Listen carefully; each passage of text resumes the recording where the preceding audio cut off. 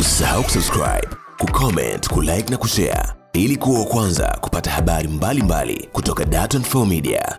Mimi naitwa Dr. Charles Sokile, ni mkurugenzi wa Oxford Policy Management OPM. Sisi ni taasisi ya utafiti wa kisera au Global Think Tank. Tunafanya kazi kushauri serikali pamoja na wadau wa maendeleo namna ya kuboresha sera za kusaidia watu kutoka kwenye umaskini. Siku ya leo tuko hapa Chuo Kikuu cha Dar es Salaam kwa kushirikiana na idara ya uchumi au shule ya uchumi School of Economics, na kwa pamoja tunazindua mfuko au fund kwa ajili ya utafiti wa kufanya namna ya kukusanya takwimu pamoja na evidence ya kusaidia kufanya mipango ya maendeleo ili watu waweze kutoka katika umaskini. Kama mnavyofahamu, program nyingi tulizonazo au namna nyingi, methodology nyingi tulizonazo za kupima umaskini, kwanza zinachukua gharama sana kama sensa, lakini pia zinachukua muda mrefu sana kila baada ya miaka 10, lakini hata zile ambazo zinachukua muda mfupi, household budget surveys na nini, ni kila baada ya miaka 2 au 3. Kwa hivyo tumekuja na njia mbadala ambazo zinaweza zikapima umaskini kwa haraka zaidi na kwa muda mfupi zaidi na kwa gharama ndogo zaidi kwa kutumia teknolojia kama artificial intelligence pamoja na big data. Na lengo ni kwamba kwa kutumia njia hizo basi watu, watafiti pamoja na wataalamu wa Tanzania waweze kushirikiana na wataalamu wengine duniani kupima umaskini na kutoa evidence au takwimu ambayo itafanya sera za serikali ziweze kulenga zaidi umaskini na watu maskini na kuwasaidia watu wengi waweze kujikwamua katika hali zao za uchumi. Mfuko ni kwa ajili ya kufanya utafiti.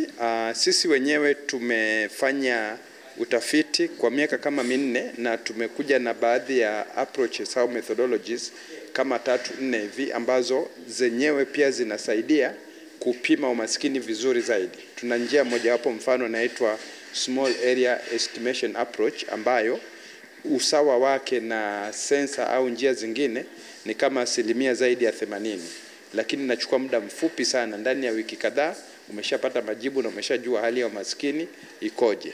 Kwa hivyo lengo la mfuko wa utafiti ni kwamba watafiti wa Kitanzania waweze kujifunza njia hizi na waweze kushirikiana na watafiti wengine duniani kuboresha na wao wenyewe pia kubuni njia zingine kama wataweza kwa ajili ya kupima umaskini. Ndio maana tunawapa fedha hizi ili waweze ku-apply na atakayeshinda aweze kupata hiyo fedha na kufanya huo utafiti. Mfuko wetu tunaanza na paundi 50,000, hiyo ni kama milioni 150 hivi kwa study moja ambayo inachukua mpaka miezi 6 mpaka mwaka mmoja, na tuna study kama hizo karibu 10. Kwa hivyo ni mfuko ambao unajitosheleza kabisa, na wale ambao watakuwa na njia nzuri zaidi zitakazoonyesha namna bora, basi mwaka wa pili tutakuwa tunafanya mpaka kwenye pound 200,000 kwa kila study.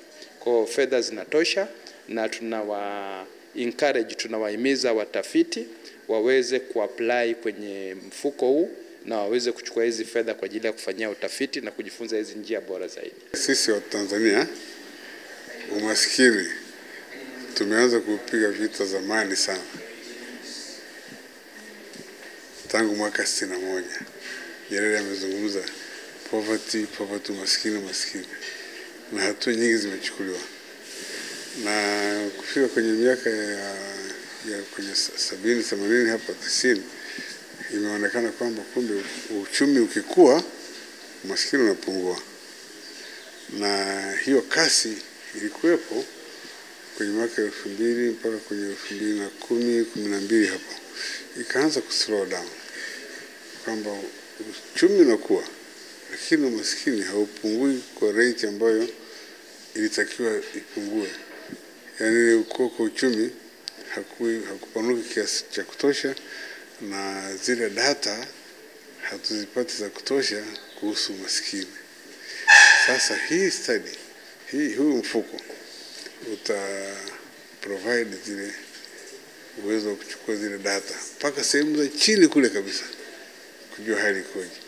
na hawa research hawa ndio watakuwa subjected kufanya kazi hiyo.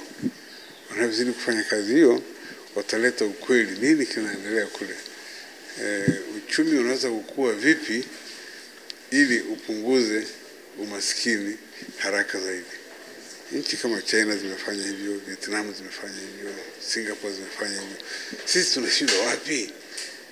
Kwa hiyo hii itasaidia sana kuleta zile data za kule chini. Tujue nini kifanyike ili uchumi kukua, basi na umasikini unapungua. Kwa hiyo ndio mimi nitakuwa na present zaidi.